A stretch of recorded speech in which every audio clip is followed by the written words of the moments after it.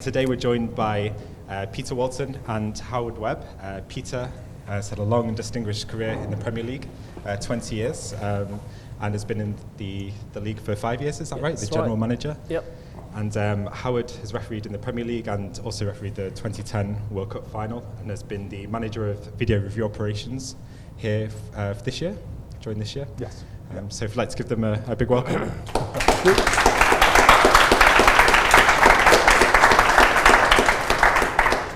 Thank you. My name is Mark Booth. I'm the managing editor of NYCFC.com. So we're going to have a few questions from me, and then we'll throw it over to the floor to see if you have any questions as well. So thank you for joining us. If you could just start off as way of introduction, just kind of give us a little bit of an idea of your background and kind of the motivation for coming to the league. If Peter, you want to go first.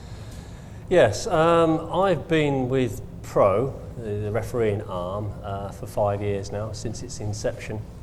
Way back in 2012, I had a phone call, actually late 2011, I had a phone call whilst I was at training camp with the Premier League, asking me if I'd be interested in heading the company up from the start. And at the time, what used to take 2 or 3 hours to recover from games was taking 2 or 3 days to recover. So I thought to myself, this might be a good opportunity here, Pete, to jump ship and still be involved in the game that we all love.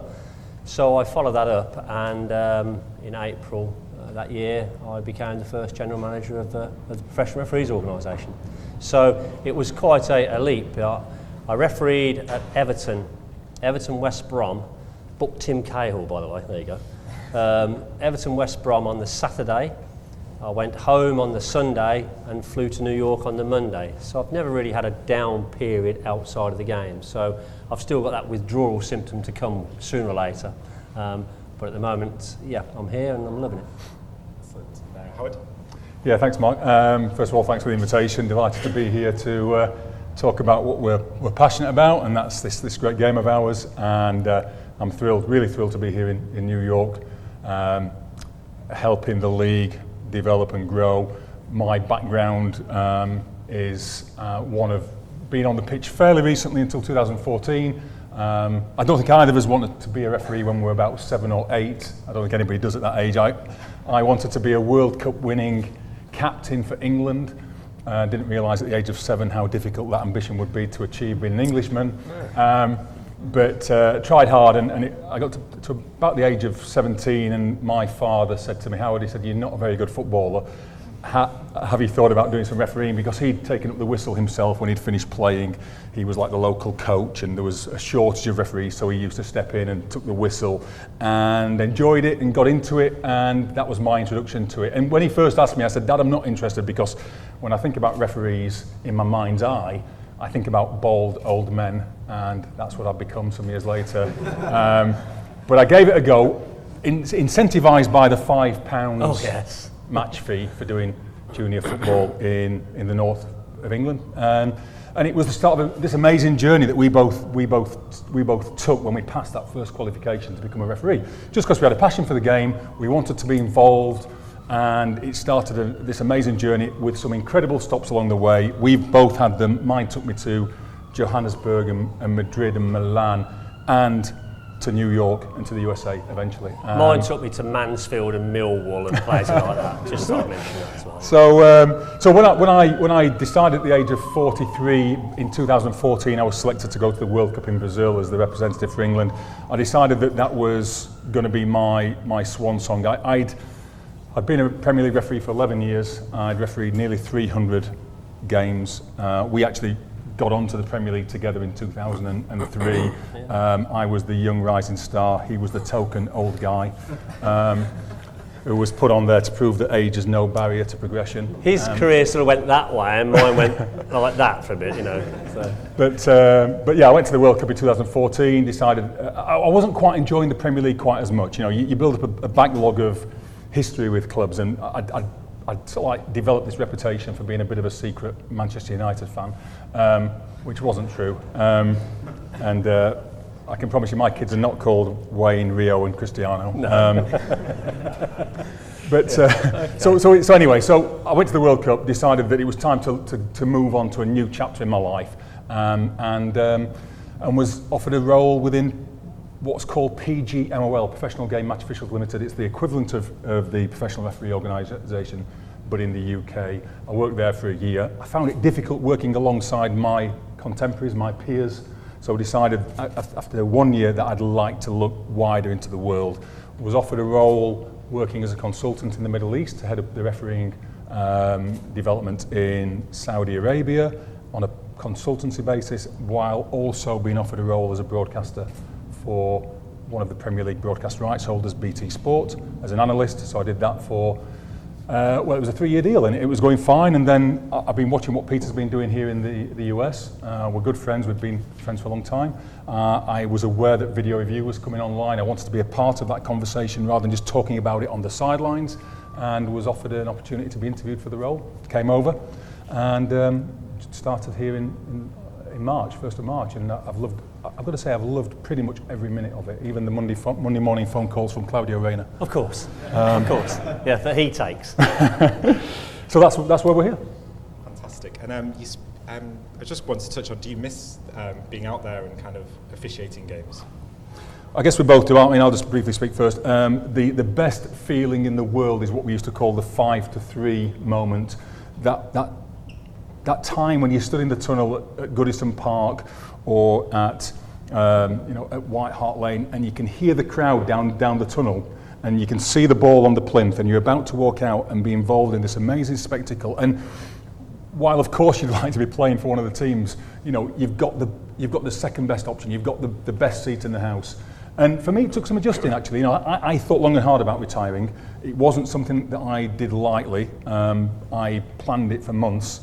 And the moment it was announced on the BBC Breakfast News programme on the 6th of August 2014, I felt nervous about the future, because I suddenly realised that was it. I'd drawn the line on that part of my career, and only when you do finish do you really know how you feel about it. And it takes some adjusting, because you live such a regimented life. You're travelling game to game to game, Champions League, Premier League. You're training 4 or 5 times a week. You're following a really regimented routine, and then suddenly that's taken away, and you've got to rediscover who you are and what you do. And it's the same for players. I know it is. Once you've finished playing, you've then got to think about what's right in your life. But I'm through that now. I'm really focused on what we're doing here, and delighted to be a part of this team. I think, following on from Howard, I don't actually miss the playing side of it. Playing side of it was always work for me. Although my father used to go to the game and tell me what a good game I had or an indifferent game I had after the game, that was always work. What I actually miss are the people who surround the club, the support staff, the person who makes you a cup of tea when you arrive, the gateman who says, "Oh, not you again." Those are the people who I actually miss. Some of the players, yes, because you grow up through the system together with the players. Some of the coaches, I understand that as well. But it's the actual day's events that I miss, and it's the adrenaline rush, as Howard says, as you walk down that tunnel. It's like an actor going on stage. When those curtains open, you go on stage and you know you've got to perform. And that's how refereeing is for me, and I suppose to the players to an extent. But I've never had a downtime. As I said to you earlier, I went straight from the field straight into the office. And the office meant that I'd got to form this organisation and get it going and get it off the ground. And that really filled that vacuum. So I sometimes feel now, 5 years down the line, when I sit and watch games, that I do something that the referee didn't do, or I do something quite differently. But I don't see myself refereeing the game again. But I do miss some of the people around the game, for sure. And you say the key to the cliche goes that a great refereeing performance is one where the referee isn't noticed. Do you subscribe to that? And what are the keys to a great refereeing performance for you in your role? That's that. So you're right in what you're saying. The good referee is the referee who's not seen. You don't pay top dollar to see the referee. You don't. You pay top dollar to see top quality players and top quality tactics and football. That's what we pay to see. So the referee really just orchestrates, the music as he goes along. And if that's the case, and you come off, if you've had a recent game, a decent game. If your colleagues have acted well together. You don't need anybody else to tell you that. It's nice to have that feedback, of course. But the referee who's not noticed is the good referee. And in order to get to where that you are there, a lot of refereeing is about proactive work. not reactive work. Everybody can see the foul, everybody can see the discipline that follows that foul, but not everybody sees what leads up to that. And a good referee, in the first few minutes of the game, realises who he can shout at, who he needs to put his arm around, who he needs to ignore. The good referee is the guy who's very proactive and makes sure things don't escalate in tempo management, in temperature management, in feel for the game. We can all react to something, yeah, but the good referee who's not seen is because he does his work when everybody else is watching the ball. Everybody else is watching those world-class players that we pay good money to see. Yeah, and I guess it's kind of human nature to kind of be swayed by a particularly vociferous home crowd, or, you know, how do you prepare referees for kind of that psychological side of the game when you're talking about game management here? How do you do that? Maybe? So he refereed in all the big stadiums and all the big crowds, so you can have that question. I mean, we do quite a lot of work with our officials, our MLS officials. They come together every 2 weeks, and we have access to some top quality sports psychology. I think of all the things that officials have to deal with on the field. They have to deal with knowing that they're going to make mistakes. They're going to make some decisions that aren't correct. That's a fact of life. Hopefully with the introduction now of what we're developing with the video review system, those mistakes will be minimised quite dramatically. We're going to talk about that in a moment. But still, a fact of life is that you're going to make unpopular decisions that people aren't necessarily going to agree with. Make no mistake, this game is a really subjective game. I did do 2 years working for the broadcaster, and we covered all the Premier League games and Champions League, Europa League. I worked on about 140 games for BT Sport, and I was sat in this outside broadcast truck, and I'd be watching all of the feeds, and then there'd be a commentator on the TV gantry speaking about the game, and there'd be all the noise and the tempo of their commentary, and then I'd be sat there, and my heartbeat might be like 60 beats a minute. I'd have a cup of tea with milk, just like this, watching the game, and then suddenly something would happen, a situation would happen, and I think, they're going to come to me. They're going to come to me on this one. And my heart rate would go from 60 to 100 beats a minute without moving a muscle. And then the commentator would say, "Oh, so let's go down to our refereeing analyst, Howard Webb. What's your opinion, Howard?" And I've got to then, in 15 seconds, summarise what I think about the play, what I think the decision is, what it should be, why the referee might have called it differently, get a bit of law in there, all this sort of thing, and kind of like match the tempo and the pace of the commentary team, so I don't sound like some policeman saying, "Well, law number 5 says this," and suddenly Twitter goes crazy, you know, saying how wonderful Sky Sports is compared to BT Sport, because I'm on BT Sport. The point I'm going to make, though, is that then that would be in the first half, and then at half time we'd go to the two ex-international pundits who would look at the same footage from the same viewing angles, and they'd come to completely different opinions to each other on the same play. And how can that be? You know, that two ex-internationals can look at the same play, and one would say, "That's an absolute stonewall penalty," and the next one would say, "For me, that's not a penalty. For me, that is just a normal coming together. That is not a penalty." And they're looking at the same thing. So subjectivity really does play a part. So officials are in that situation where they've got to make a judgment, and they know that the chance of them pleasing 100% of the people is minimal. So you have to give what you believe, what you honestly hold true. You make a decision, and you know sometimes you're going to be disagreed with. Sometimes you're going to come off the pitch and you're going to be abused as you come down the tunnel. I mean, that happens certainly in the stadiums that we worked in England. You'd have people near the tunnel who would want to share their opinion with you. You have to have thick skin, broad shoulders. You have to have self-belief running right the way through you without arrogance, and you have to be prepared to make a decision. Everybody in the stadium has an opinion. If you go to the game, I'm going to go to the game on Saturday, everybody in the stadium will see the situation and form an opinion in their mind about what's happened, but only one person has to share their opinion with everybody else. Only one person has to show everybody else what they're thinking, that's the ref. Everybody else can hold their opinion and then think, well, actually nobody else agrees with me, actually I'll stay quiet on that one. Yeah. The referee's already made their call. So you have to have real resilience, and you have to accept that you do make mistakes. How you park those mistakes in games is really, really the key.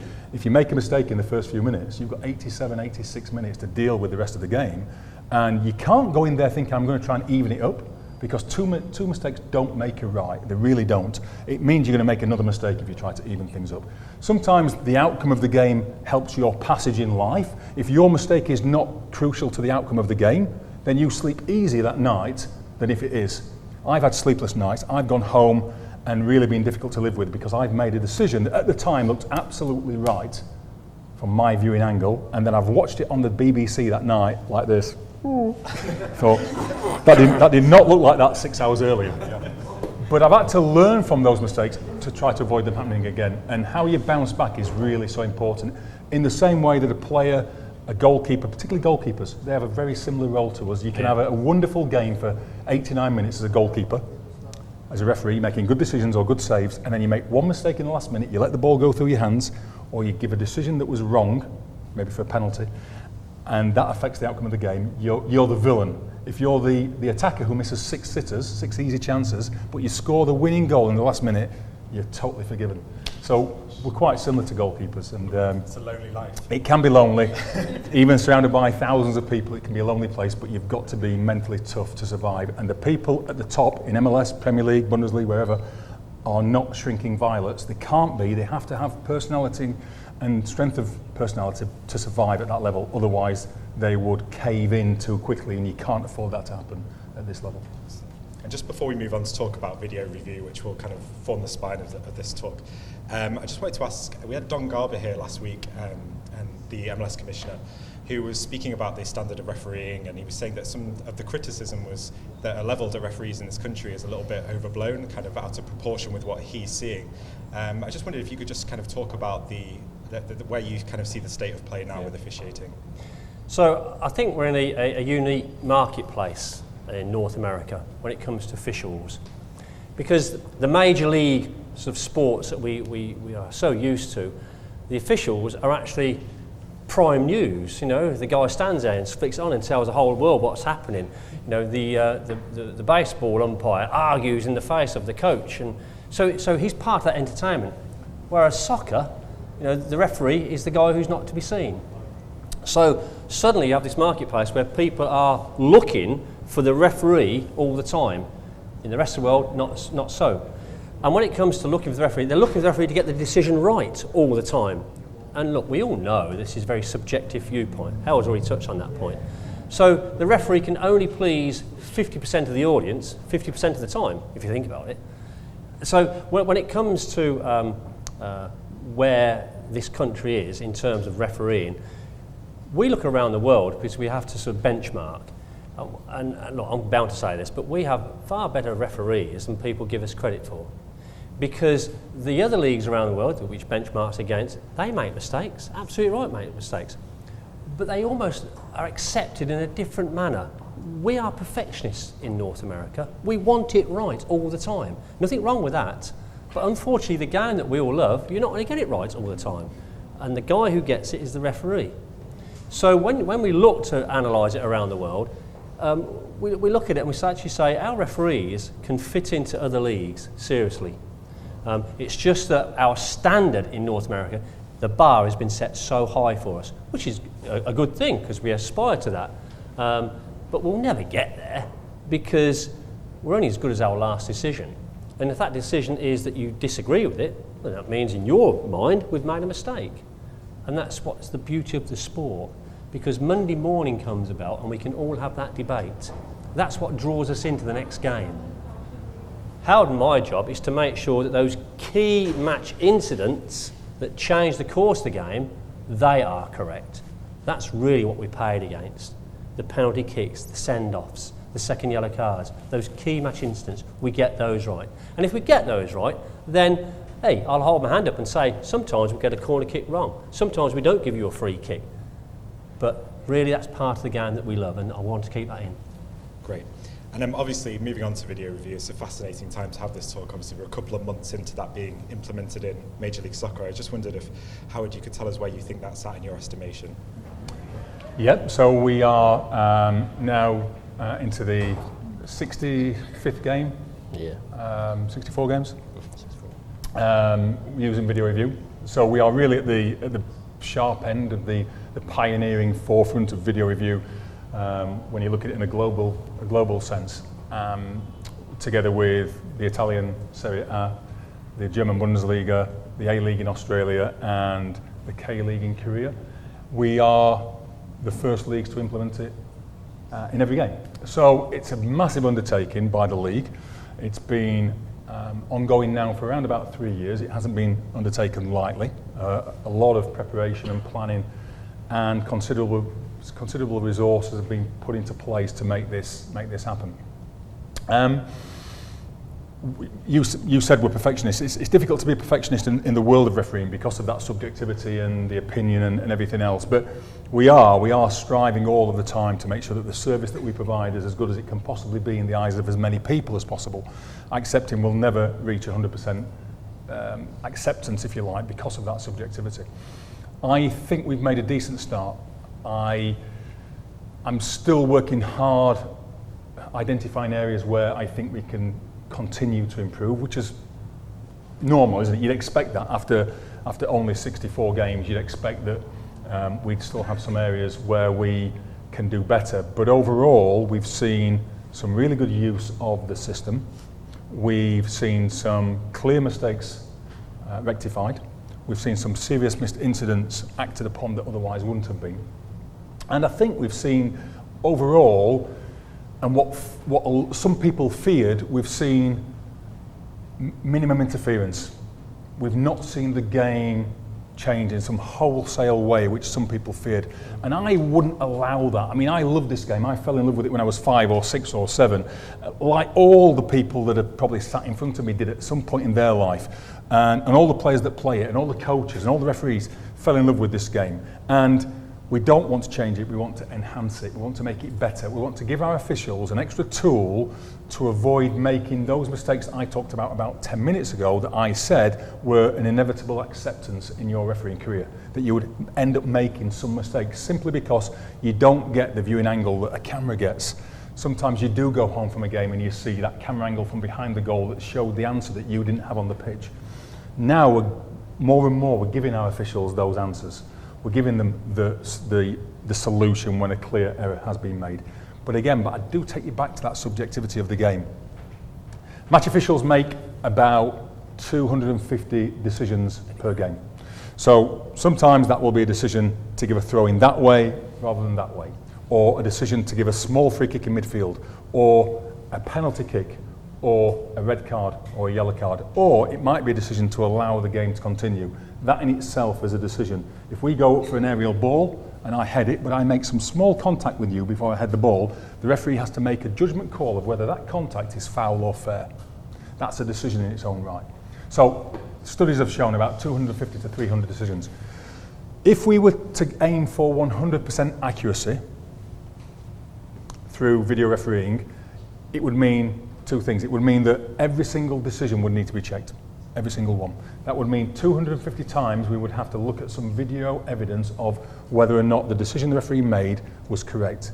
That would mean inevitably slowing the game down, holding restarts on a regular basis. Even on a throw-in, if you give a throw-in the wrong way to the attacking team when it should be a defensive throw, that could lead to a goal. It could do, but that would mean we'd have to check every throw-in around the field.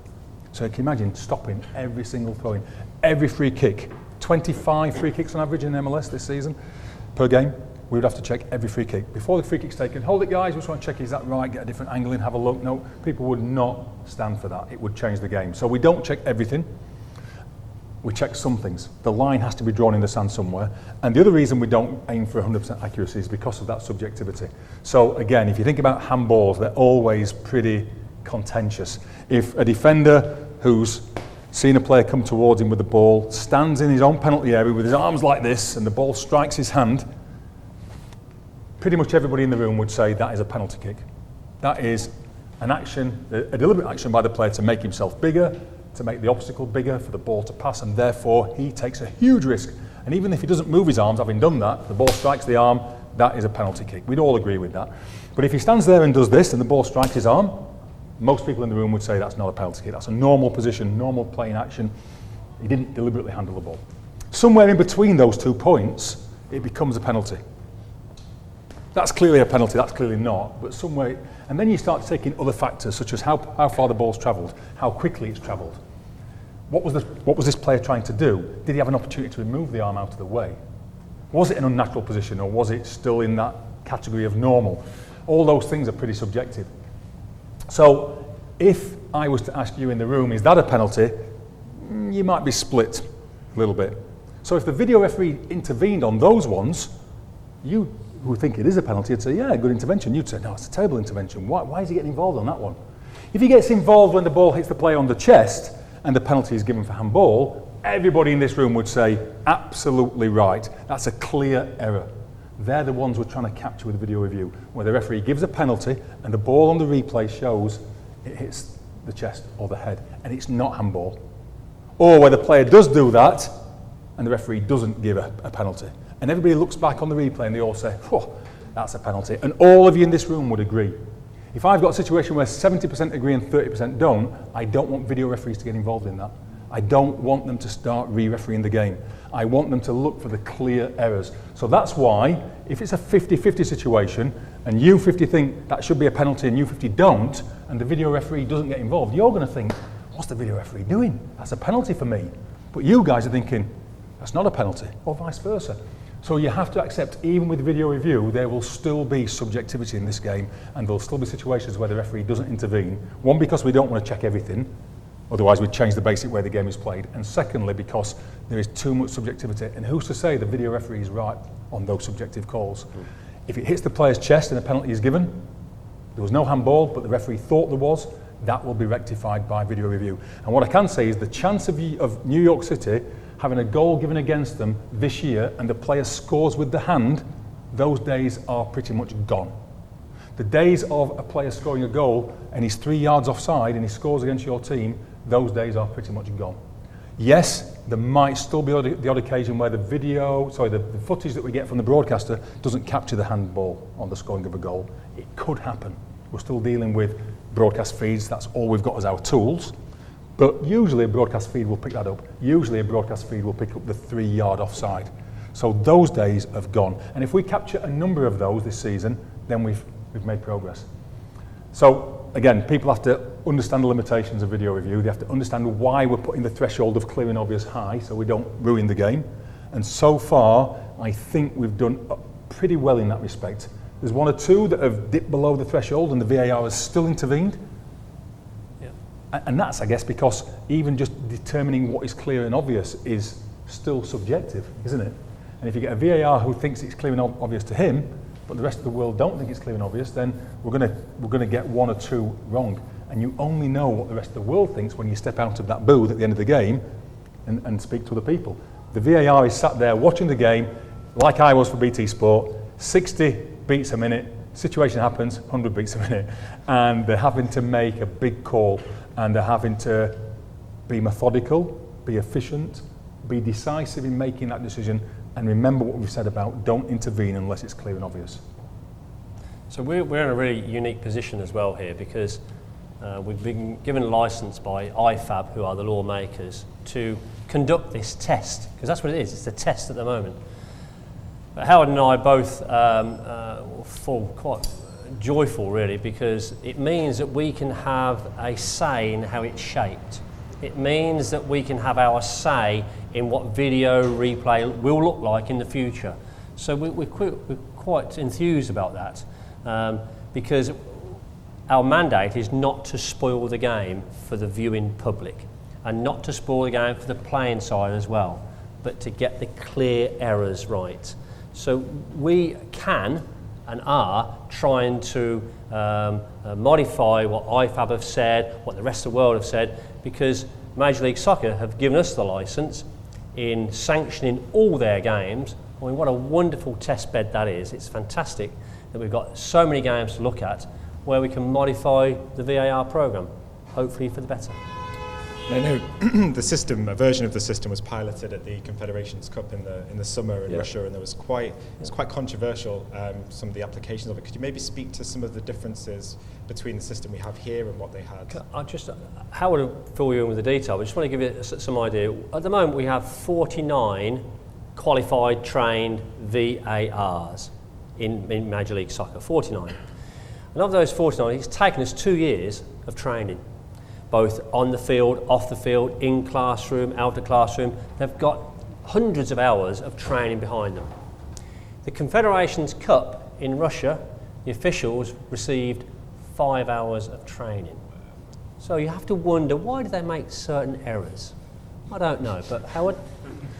Yeah, I mean that is a fact. I mean we've really trained our guys hard, and even with that training, I still see things that sort of like make me go, ooh, but I'm not sat in that pressure situation. I'd like to sit any one of you in that booth on a live MLS game and to feel the sort of like the electricity in that room, that emotion, that tension, if you like, because they want to get things right. They don't want to ruin the game. Trust me, they want to assist their colleagues in making good decisions and avoiding clear errors. Nobody goes home after making a mistake and thinks, hey, I've messed up again.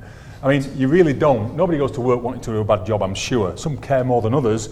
In my experience, referees care an awful lot. I used to hate it when coaches would say, oh, they can drive home and they forget about the game and they're not bothered and it's not going to cost them their job. Well, if you make enough mistakes, it will. If we don't do well enough in our roles, we'll lose our job. So we are working as hard as possible to be as successful as we can be with the aims I mentioned earlier. But it's a new thing. It's taken a lot of training. We have to send home the same message repeatedly to the guys so it becomes second nature. So they remember when it's a clear factual matter, for example, if a player's 2 yards or 3 yards offside and the goal is scored by that player, the goal is given by the officials and the VAR recognises the clear error by the goal being scored with the player offside. That will be communicated to the referee. The referee doesn't need to go to the referee review area. That's a factual matter. They will accept the information from the VAR, hit the whistle, do the TV screen sign, and give offside. It's done really efficiently. Still, we see some referees still going to the review area because they are not recalling the messages quickly because it's all new. It's like when you learn to drive a car. You sit there really rigid at first, don't you? And you're changing gear with this hand in this country. And they're all automatic anyway, aren't they? Thankfully. But you are rigid because it's new. You're experiencing all these different sensations. Our guys are like that. They're getting better and better week in, week out. But that training is so important to send the same messages to the guys. So we had 135 sort of like test games, either in USL, which is the second league, United Soccer League, who were great to us. They really were a great vehicle for our training. In test games in MLS stadiums, in Generation Adidas, which was a youth tournament in Frisco, in offline games where the VARs were sat at home watching games and completing the exercise from home. We took them to Utah, to Park City for 5 days and put them through hundreds of situations, repeated it again and again and again. So we've done some real hard yards to try to make them as prepared as possible. And yet we still see some situations which make me think, oh, there's some work to do, but I've also seen some really nice situations where I thought, nailed it, absolutely nailed it. And again, the other officials around the world will get better as well with their training. I know the Bundesliga have done a similar amount of training. And of course, don't forget as well, when you bring people in from around the world for the Confederations Cup, you're bringing in different cultures, different languages. You've got a guy from Uzbekistan speaking to a referee from Mexico. You've got, and they're speaking English as the default language, but it's more difficult than us dealing with this group of 49 who are together on a regular basis, work together on a regular basis, and you'll see some real benefits in that sort of like that collective effort in the MLS as we go forward, because we'll recognise who works well with who are the good VARs. We might be able to find a specialist role for video assistant referees, for retired referees who aren't able to run around anymore but have still got that knowledge and experience in their locker. So it's got a positive future as long as we stay true to this minimum interference for a maximum benefit mantra, and people accept sometimes, even with video review, you won't agree with the final outcome. And there'll be some situations where you think, why wasn't that checked? It was simply that in the opinion of the VAR, it didn't meet the threshold of a clear and obvious error, and we're not there to re-referee the game. We're there to pick up those headline-making mistakes, the ones that leave scars on referee careers, and we have got lots of scars. He's got more than me. Anyway, it was a World Cup final. But I've got a big one from Nigel De Jong. Oh, that's the guy, yeah. Nigel played here, didn't he? He did for LA Galaxy, yes. Yeah. For putting his studs in the chest of... Anyway, move on. We don't need to dwell on that would have been a red card on video review, that would for sure. I know one of the other fears we talked about the cadence of the game being interfered with by re-refereeing decisions, as you put it. How much did the spirit of the game and in having those talking points to talk about in the bar after a game, or how much did that enter into it and into this system? So we live in a world that is basically a global business. You know, sport is a business. Yes, it's entertainment. Yes, it's fun to play. Yes, it's fun to be involved in. At the end of the day, it's a business. And I owe it to the stakeholders of that business to get those decisions that could change the direction of a business correct. In terms of subjectivity, there's still ample to fill that bar after the game with discussions. Absolutely right. What we don't want is for that bar to be filled with key match changing decisions that one of our guys has got wrong or girls has got wrong. We don't want that. But from a refereeing and from a fan base, I still go and watch Northampton Town. There you go. I wasn't born in Manchester or Liverpool. I was born in Northampton, and some of you may know that they drew with Southend 2-2 on Saturday. Well, I didn't really know that. Yeah, okay. But in any case, when I go see Northampton, doesn't matter if the match referee's got me my ticket, I shall still shout at the referee because he's wrong, because I'm seeing it from a fan base. And we don't want that out of the game. That will still be in the game. What I don't want is for that referee to make that clear and obvious key match-changing decision wrong. I don't want that. And neither do fans who I speak to. But we still need something to argue about in the bar afterwards, that's for sure. Absolutely. And just to give you a little bit of colour about how we're doing in terms of the actual numbers. So we're seeing at the moment one review every 3 games. Yeah. Every 3 games. So we're not, again, there was some fear that we'd be, reviewing every situation in every game. There'd be 20 minutes at a time each game. It's not happening. We're checking. So for the guys in the room who don't know what can be checked, every time a goal is scored, it gets checked by the video assistant referee using all the broadcast feeds. Every penalty kick or possible penalty kick is checked. Every red card or possible red card is checked. And every time there's a case of mistaken identity or possible mistaken identity. So when I say possible penalty, for example, play's going on, the attacker goes down in the penalty area, the referee says no, and play continues, that will lead to a check by the VAR. The VAR has got access to live footage using camera 1, the main match camera, and then on a screen just below that main camera screen is a 3-second delay. So they can see it live time, and then they can see it again on a 3-second delay. They know what to look for, they know what to expect, so they get a better chance of making a judgment then of whether it's a situation which needs more investigation. If they think it does, they hit this big button which bookmarks it, and then they start getting in extra broadcast feeds. So they will do that for every goal, every penalty given, every red card given, but also situations where we think a goal might have been scored but it wasn't given. Was it over the line or not? Or was that penalty appeal that was waved away, was that a penalty? Was it a clear error not to give the penalty? Was it a clear error not to give the red card? And again, the important thing to remember, the important principle is that the on-field decision is correct unless we have evidence from the broadcast feeds to the contrary. If we see evidence that it wasn't the right decision, that it was a clear error, then we will intervene. So just because you don't see something change, you don't see the referee do this, that doesn't mean it's not being checked. Every time one of those 4 things happens or potentially happens, it gets checked. So we're seeing on average around about 11 checks per game. So that might be 4 goals, it might be 3 yellow cards that could be red, it might be 2 times players have gone down in the penalty area, it might be a penalty given. 10 or 11 per game, and they're leading to 1 review every 3 games. Some games have more than 1. On one round of 11 games, we had 1 review, that's all. Again, that's not saying that everybody should agree that every decision in every game that round was correct in the eyes of everybody. It just means that the threshold of clear and obvious wasn't met, apart from on that 1 occasion. Or maybe 2, maybe I felt that there should have been a review. There has been some occasions where I thought there should have been a review. I acknowledged one involving New York City I thought should have led to a review in a game. Which one? Fairly locally. Not to put you on the spot. I think if you look at the game against the New York Red Bulls, there was 2 situations in the game, one at either end, one involving Bradley Wright Phillips, where he was about to head it in the goal and there was some contact, and then there was a possible handball at the other end. I think they were both difficult calls for the VAR in terms of clear and obvious error. I can see why people would say the one with Bradley Wright Phillips should have been reviewed. The contact point is probably just before Wright Phillips headed the ball, just before. However, it's really in that tight margin. If it was a second later after he headed the ball, it would clearly sit well outside of a review because it didn't have any impact on the header. If it was a second before the contact, that was clearly impacting upon his ability to head the ball. That would have made it an easy decision for the VAR if the penalty wasn't given. It sat in that difficult zone. I think it's a penalty, I think it is.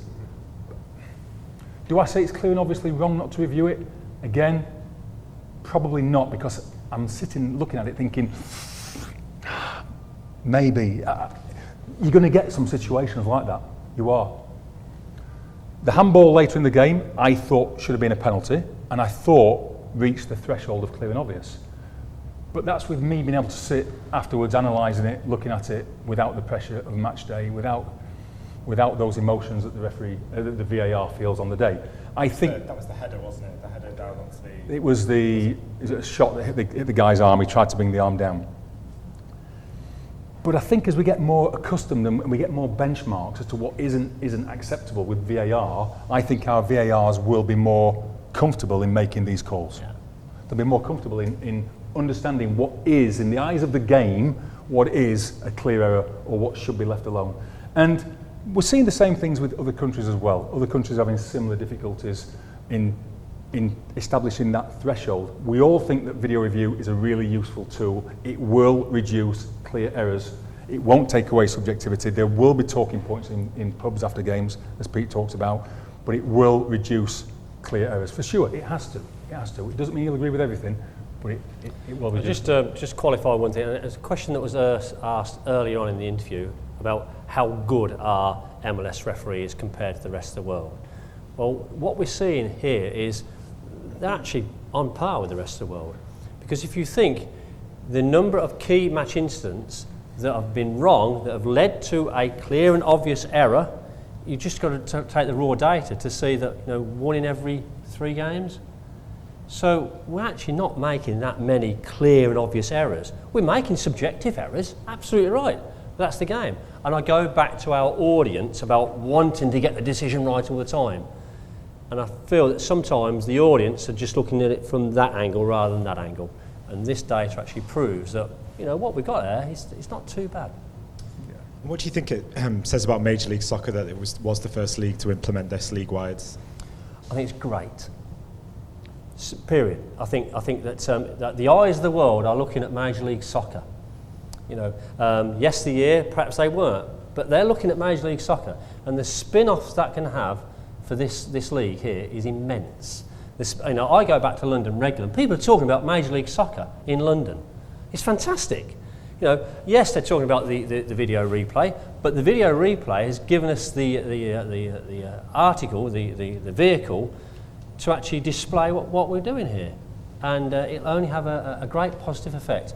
Provided he does his job, of course. I mean, if he does his job well, I'll bask in his glory. If it goes wrong, it's all his fault. Mine. That seems fair to me. It is. I mean, and it's indicative of the league, I think, isn't it, in the way that it's progressive in its thinking. For sure, the way that the league is trying to expand here in the country. And let's be honest. I mean, it's a huge marketplace in it to expand into.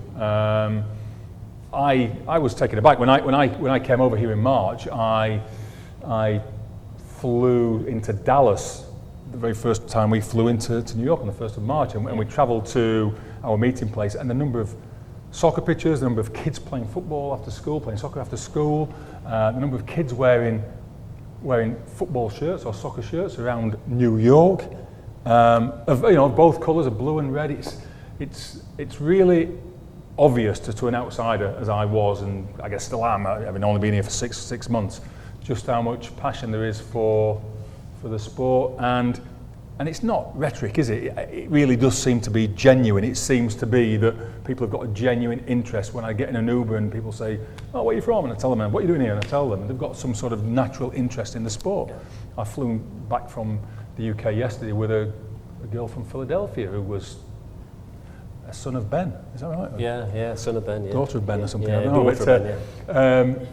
Yeah. People are genuinely into this sport, and they can see what's happening. You can see Major League Soccer in terms of their investment I mean, look at the new stadium they're having nowadays, the infrastructure. I mean, this is billions of dollars here, and that can, again, be good. The academies, the academies that have been invested in now. Why? Because we can see the growth of the sport coming through. TV deals, media deals. Now, I can walk through various airport lounges, and you see the display of baseball gear and NFL gear, and suddenly you're seeing soccer gear as well. You go to Seattle, you can buy a shirt. Portland, you can buy a shirt. JFK, you can buy a shirt. That's just indicative of where we are with this sport. And refereeing, would you believe, is part of that sport. So we've got to make sure we move at the same pace as the league, otherwise, So it is very, very popular, very good. Just last couple of questions before we go to the floor. I was just wondering, do you foresee a time when referees will give post-match interviews in the same way as players do, and kind of why hasn't that happened yet, in your opinion? Would you like it to happen as well? Okay, I'll take that. So we do have what's called a pool reporters question available to MLS games. I think some reporters in here will understand what I term that. So if the referee's made a decision that you want qualifying or some information about, you are allowed to ask a question and a follow-up question over a period of time afterwards, which I'm all for. I think that sometimes journalists have a column to write, and they'll write whatever they need to fill that column. So I might as well give them some facts and figures to enable them to get there. Referees in front of the camera is a different thing. Because they're good at their job, and that is on the field. They may not be so good at their job off the field in terms of that communication channel. So whilst I'm not for that, what I am for is some openness after the game, either in a written format or from a representative. So and I offer myself up. If someone wants a comment, I'll give them a comment. But I don't necessarily want to put that referee in that position, because he's paid to referee the game, not to consult with the media. And I think I'd leave it at that. We are, however, in this country, a long way in front of the rest of the world in terms of how we embrace the media. I don't think there's another country that have a pool reporters question, for example. I can't think of one. So we're already there. But yes, this country, again, has access to officials. It's part of the culture. So let's have it. But let's have it in a controlled fashion, and a fashion that is not going to expose a referee for something that he's probably not professional at. And what kind of technological and innovations do you see coming down the pike for officiating? Kind of next 10, 20 years? Yeah, I mean we've obviously seen the biggest one in the last few months, the one that's been talked about for a long time, even going right back to big controversial situations from World Cups of years past, and like, for example, Jeff Hurst's goal was over the line. Of course, in '66. But you actually were there, and I wasn't born for 5 more years. But that debate's been going on for a long, long time, hasn't it? Maradona's handball, for example, in '86. Definite. They're always involved England, don't they? Yeah, Lampard's goal over the line, definite. Would have made all the difference. Where do you want me to stop? So those conversations have been taking place for a long time, and suddenly in the last few months... There was a handball for US soccer, wasn't there, in the World Cup? You remember that one? Torsten Frings. Yeah. So these things have been happening for a long time, and suddenly we've seen this acceleration in the last few months, couple of years. Goal line technology, video review. Suddenly they've all come online and taken officiating hopefully to a new level in terms of avoiding clear errors. The refereeing is still the same on the pitch, and we tell our referees, referee the game. Don't think about the video ref until after the decision has been made. Make the call. We will be there to capture any clear errors. In terms of additional advances, there's not a lot more you can do without changing the basic way the game is played. We don't want that to happen. We want the game to be the same game it has been, that's been successful for over 100 years, that's evolved around the world to become the leading sport in the world in terms of participation, in terms of spectators. We want that to continue. We don't want to fix something that's not particularly broken in that respect. We've added something to our armoury, and what else could you do? It might be that somewhere down the line, other countries will take on board video review, the ones that can afford to do it. It takes some expense, it takes some expertise. Not everybody will be able to do it, but some who are sitting and watching at the moment will do so. there'll be some countries who might want to involve themselves in goal line technology. Again, it's an expensive thing to do, but it might be something that people want to take on board. But I think what we've got now will serve us well for the next few years without anything really changing. We need to continue working to make the best use of what we've got. So no robot referees. Nobody likes robots, do they? You know what I mean? Nobody says, oh, it's just a robot, you know? What human beings? If you had robot referees, we wouldn't have the game that we love. We wouldn't be able to have an argument, would we? Come on. I mean, you want to be in my office on a Monday morning when certain individuals phone me. You wouldn't have that, and that's what makes the game so popular, so keep it in. Great. Just the last one for me before we go to the Q&A. Just for fun, is there a rule you'd like to change in the game, just personally, like not speaking as a representative of the organisation? Is there anything that just... I don't know what you're thinking of, but I mean, just recently IFAB introduced a paper about fair play, looking at loads of different potential changes in the game. And the one thing as a fan, and I went to a game on Saturday, the one thing that gets under my skin more than anything else is time wasting. It really does. When your team's losing and there's a proposal for a 60-minute game. 60-minute game. Games on average last anything between 60, you don't often get much more than 60 minutes play. 61, 62, right down as low as 39 minutes. Not here, around the world. In terms of the ball being in play, if you had a rule that said we're going to play 60 minutes and every time the ball's out of play, the watch stops, and it only ticks down when the ball is in play, and we're going to play 60 minutes, you'd end up with more than we're getting now. You'd end up with no incentive whatsoever to time waste, because you know you're still going to get the full game.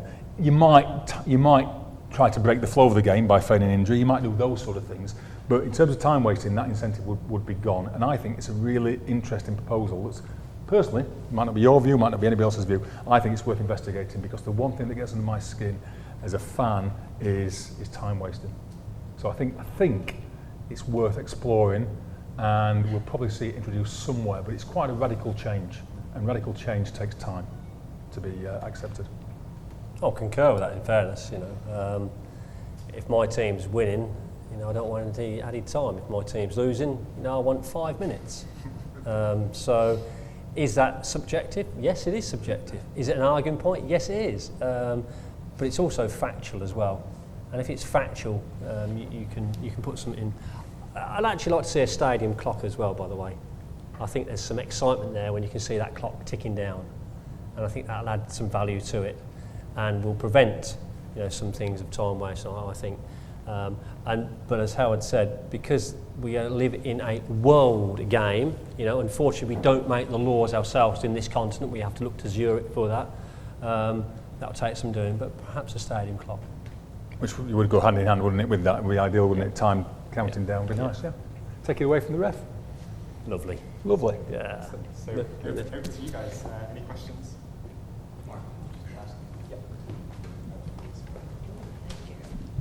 Thank you for being here. I actually have 2 quick questions, maybe one for each. Do you envision coaches challenge at some point, maybe giving like other sports? And any advice for volunteer refs on how to red card the crazy parents of their kids' game? That's a good point. I'll take the coach's question. I think coach challenges were considered by the International FA Board when they were looking at how to frame the protocol for video review, and they felt it wasn't necessary because the way it's drafted, everything gets checked anyway. So there's no real need for a coach to challenge, for example, if a goal is scored, because the goal will get checked anyway. There's no real need for a coach to challenge when a penalty appeal happens and it's waved away, because that appeal will always be checked anyway. So it wouldn't really have useful purpose apart from maybe a tactical purpose that the coach could use it for, in terms of breaking up play, losing momentum for a particular team by asking for some sort of timeout. So it's deemed not worthy, not necessary, superfluous to requirements, because everything gets checked anyway. So that was the reason that IFAB gave for not allowing coach challenges. Yeah. In terms of the over enthusiastic parent on the sidelines, various federations draw up charters for youth and or football played at an amateur level. I would advocate having a cordoned off area for relatives, for parents, and also advocate that they don't criticise or encourage an official's performance. Yes, they're there to support little Johnny or little Sarah or whoever it is they're supporting, and they can be enthused with that, absolutely right. But when it comes to challenging the match official, that should be left to those involved in the game. And as such, if a person's daughter or son plays on a particular team, they actually sign up to that chart and say, okay, I accept this. There should be some punishment meted out for the person who doesn't. It's actually quite, I mean, my daughter used to play football, and I used to go to the games, and sometimes I'd be embarrassed about what was spoken on the sidelines by a father who only had, you know, his son in mind. I understand that, but his limited knowledge of the law, his limited knowledge of the game, meant that what he was saying really, you know, wasn't worth it. And I'd like to see some kind of legislation from the federation to say, hey, cut that out, and there'll be some consequences if you continue. Great. Any more? Hi there. If I can take you both back to your Premiership days briefly, I'm sure when you show your lists of matches to officiate, there are certain games that would really give you a buzz and excitement. What were those kind of games? And on the flip side, were there any individuals who perhaps gave you a sense of apprehension or intimidation even? Yes, well worded. I'll tell that first. I always, and this is a bit of a cliche, I know, but I always used to think the next game was the best game because I was still involved in the game. I was still involved in the sport. You know, I still longed for a Monday. A Monday before the weekend was when we got our email from the league to say which game you would officiate on the following weekend. So Monday, 4 o'clock was always ping, here we go, you know, to see where you're going. In terms of particular clubs, yes, there were particular clubs that I used to enjoy to referee because I had some positive, you know, reaction there in previous times. There were some clubs where you think, oh no, not these. But a particular game sticks out. Mine was a cup game actually. It was a semi-final of the League Cup, and Chelsea played Everton, and I was refereeing that game.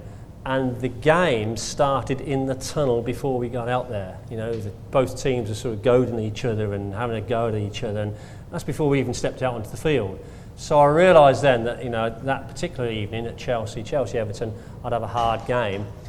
But because of that, and because of afterwards when, you know, the game had gone reasonably well for me, not for John Obi McCoby, whatever his name is, I sent him off. But apart from him, there was a sense of satisfaction, and I looked back at that and thought, well, you earned your money that game, Pete, because yes, I was proactive in trying to keep things down, but reactive when things got out of board, and it was a high-profile game for me, and it went very well. So, but there are certain places I didn't like to go to.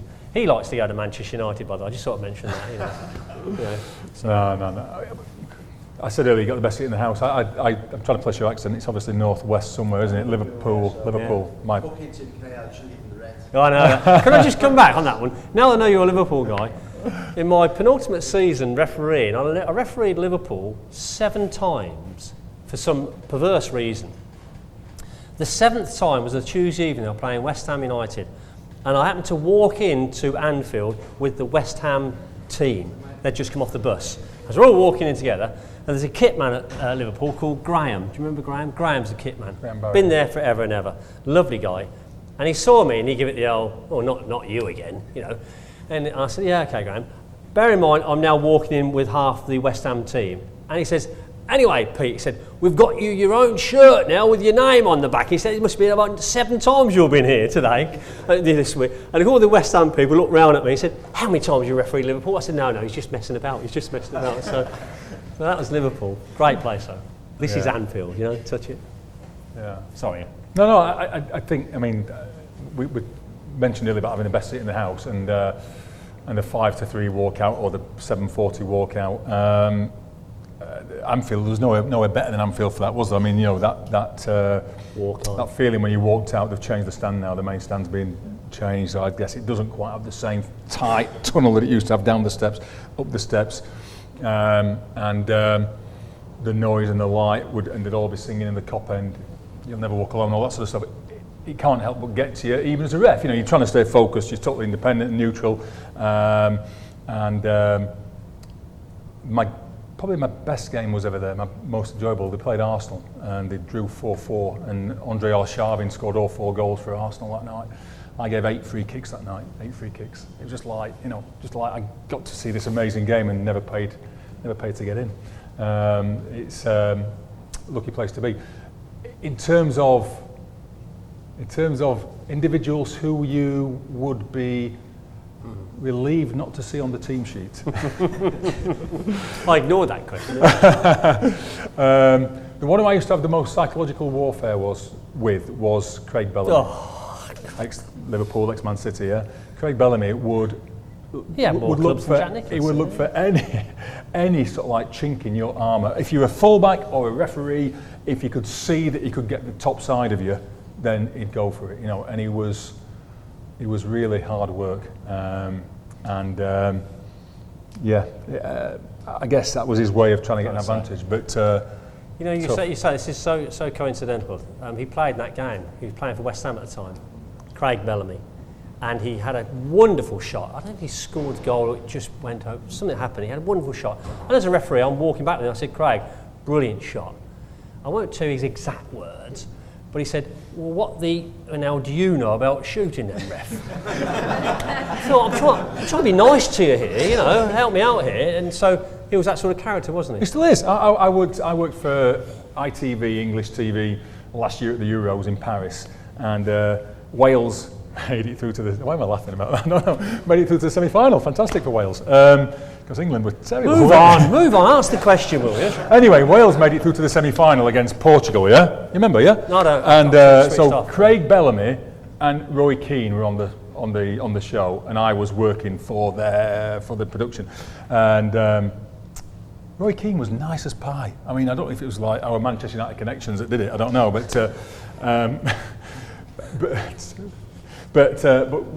even now, Craig Bellamy saw me. He said, "You don't make as many mistakes now as you used to on the pitch, do you?" When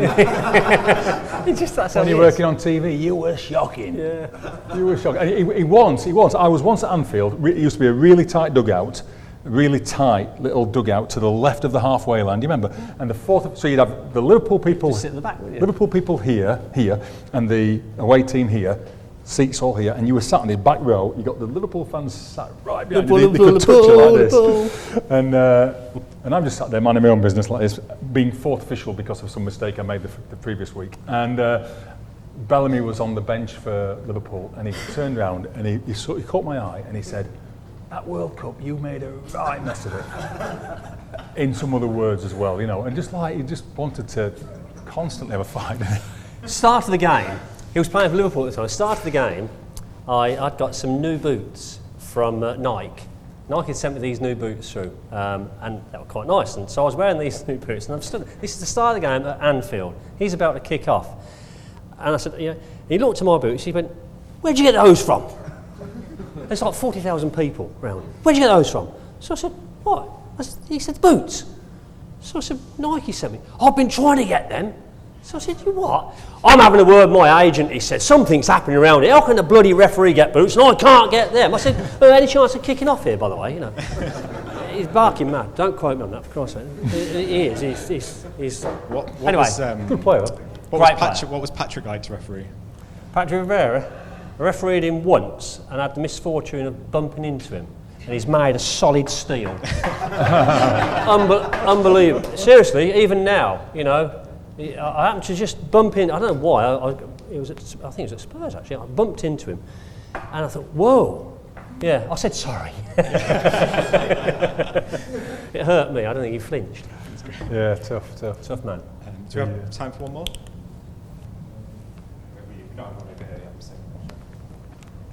Hi. Thanks again for being here, guys. Same as her.